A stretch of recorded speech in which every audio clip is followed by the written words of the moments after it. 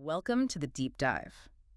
Okay, so we've got the inside track, the blueprints really, for what looks like a major design stumble in recent tech history. Yeah, a big one.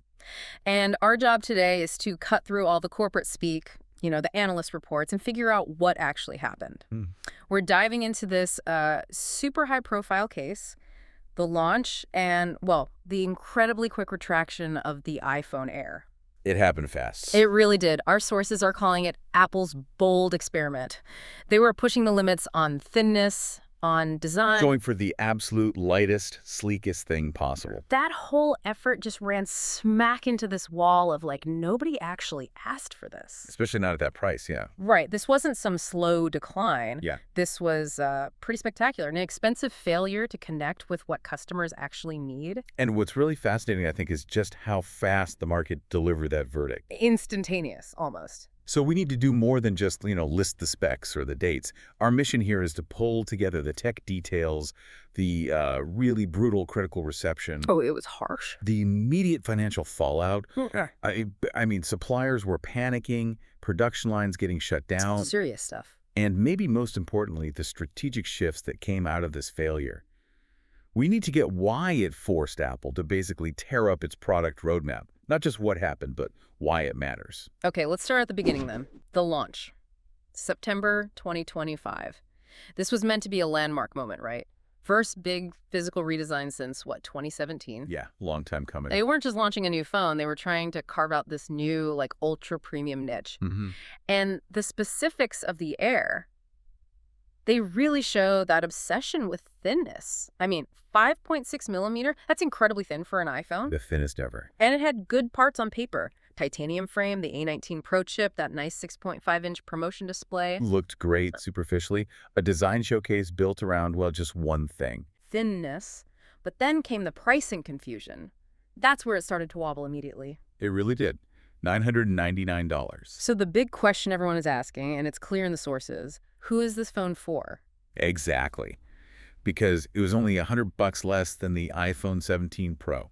Which had way better specs across the board, especially where it counts. Right. If you're the premium buyer, you want the best camera, you want the battery to last all day. And if you're trying to save a bit, $999 is still very much flagship territory. So the market signal was just immediate. It was a classic case of prioritizing style over substance. Totally. Reviewers, yeah, they liked how it looked. The aesthetics were praised, but they were absolutely side-eyeing the compromise. You could feel the skepticism. It felt like Apple was selling, I don't know, a beautiful piece of jewelry that, oh yeah, it also makes phone calls. Yeah. Sometimes. And that focus on 5.6 millimeters, it came at a huge cost. Let's dig into those core compromises, because this is where you see the massive disconnect with what users actually value in, 2025. This is where it really fell apart. Compromise number one, the battery life. I mean, this was the executioner, right? Absolutely the killer. To get that thin, they had to put in a much smaller battery.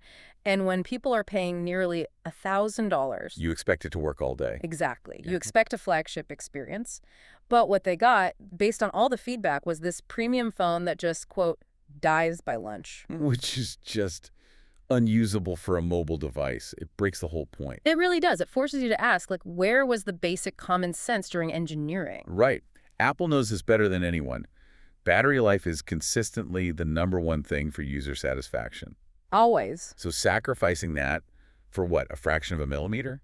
It just shows this internal bias, maybe, towards design bragging rights over actual usefulness for the customer. And it didn't stop there. No, it didn't. Compromise number two was just baffling for a high-end phone. Yeah. Only a single lens camera. Yeah, that was a weird one. Our sources pointed out it was basically the same camera setup Apple used, 3 generations before. That's a huge miss. Huge. Especially now, if you're aiming a product anywhere near the creative user, or even just someone who likes taking decent photos. The camera system is critical. Non-negotiable, really. You need options. Telephoto, ultra-wide. That single lens immediately turned off the exact people who had spent $1,000 on a phone. Exactly. It comes straight back to what the customer actually values. You look at how people use their phones.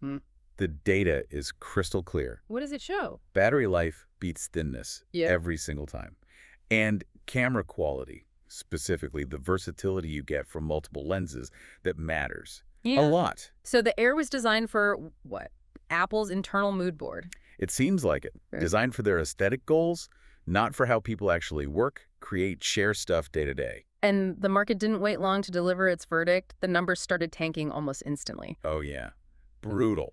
And the production cuts that followed. That was the signal of deep, deep trouble right out of the gate. The supply chain reaction, that was the real canary in the coal mine, wasn't it? Absolutely.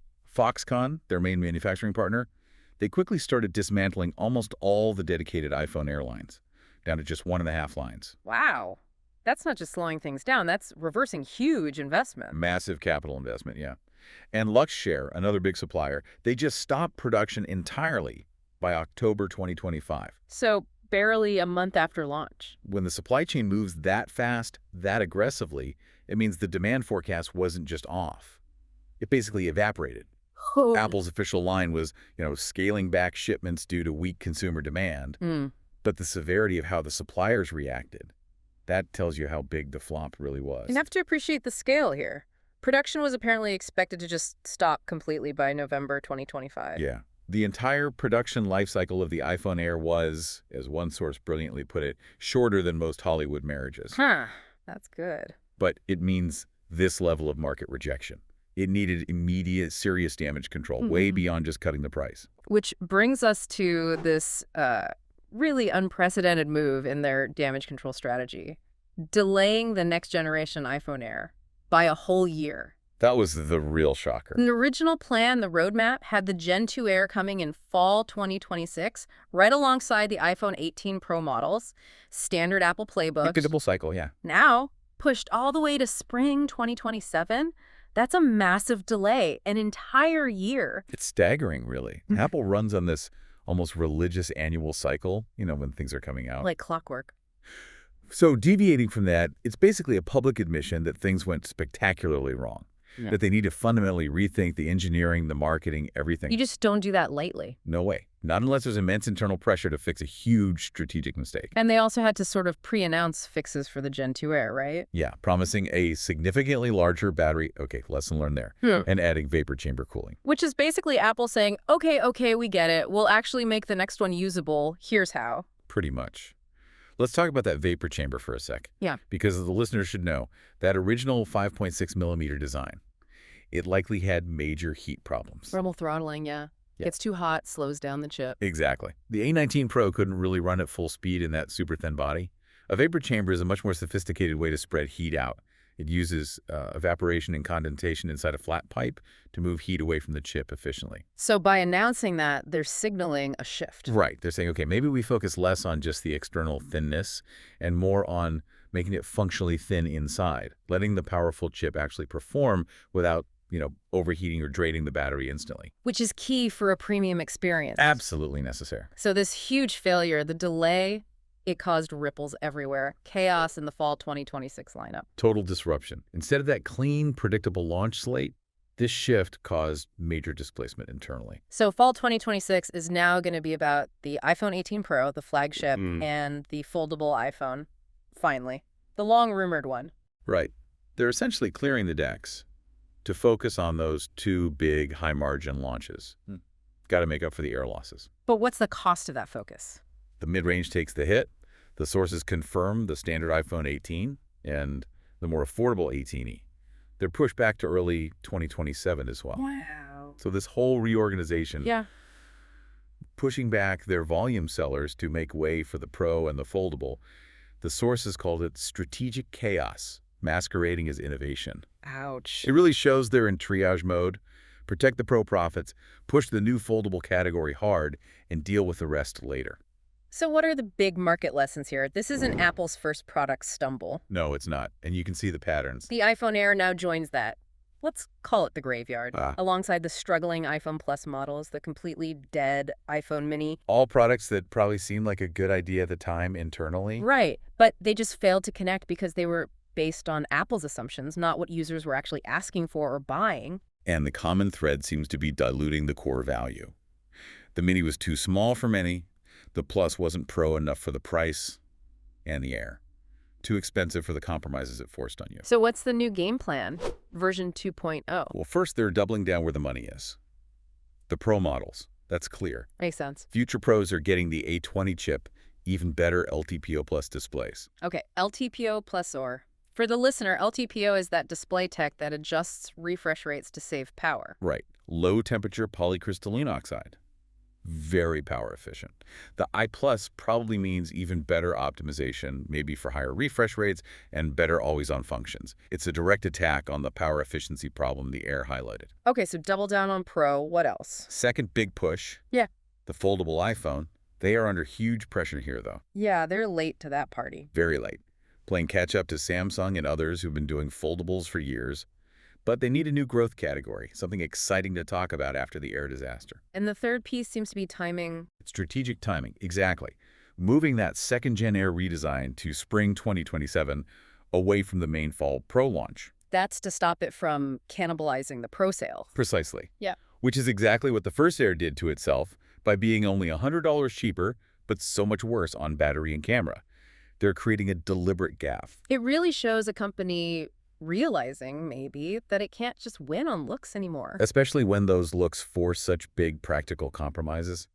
The Air failure has basically forced them to refocus innovation where there's proven demand, the high-performance Pro line, and the only big growth category left, foldables. Which brings us back to the main takeaway here. Pushing design is great. We all love beautiful tech. Sure. But doing it without checking if anyone actually wants the trade-offs, especially at a premium price, that's just, Yep. well, expensive performance art. I think that sums it up well.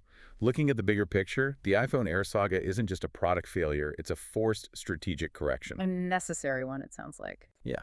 I mean, the evidence, the production cuts, that year-long delay, it screams that the company absolutely needs to get that balance back between style and actual substance, especially when they charge prices that imply perfection. Absolutely. So Apple is now betting big on the Pro models and the foldable to recover from this multi-billion-dollar oopsie. They have to, because when your big design revolution flops, what do? Yeah. You pivot to what everyone else is already doing, foldables, and hope you can jump in and do it better. So the final thought for you, the listener. The fate of the next iPhone Air, the one coming in 2027, will really tell the story. Will it show that Apple learned a real fundamental lesson from this expensive mistake? Or are we just setting ourselves up for iPhone Air 2, Electric Boogaloo, another costly round of prioritizing form over function? We'll have to wait and see.